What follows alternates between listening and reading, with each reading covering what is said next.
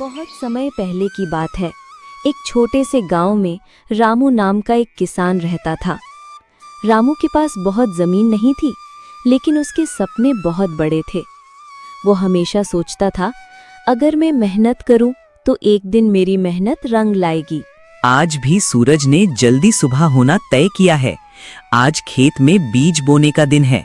मेहनत करूंगा तो फल जरूर मिलेगा। ये बोलकर रामू खेत में हल चलाने लगा और कुछ देर बाद वही उसका एक दोस्त आया और उसे कहने लगा, रामू, इतनी मेहनत करने का क्या फायदा? इतनी छोटी जमीन में क्या उग पाएगा? तुम तो सच में कमाल कर रहे हो रामू। मुझे यकीन नहीं होता कि इतनी मुश्किलों के बावजूद तुम इतने खुश रह सकते हो। फिर जवाब देते हुए रामू ने कहा, समस्या आएगी तो आएगी, लेकिन मैं भी पीछे नहीं हटूंगा। मेहनत और धैर्य से हर मुश्किल आसान हो जाएगी।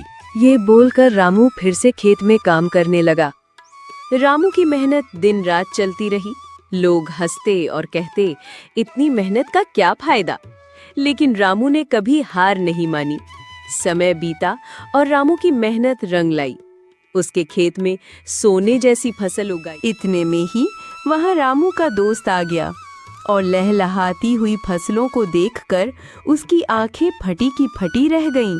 तभी रामू ने बोला, देखा यार, मेहनत कभी बेकार नहीं जाती।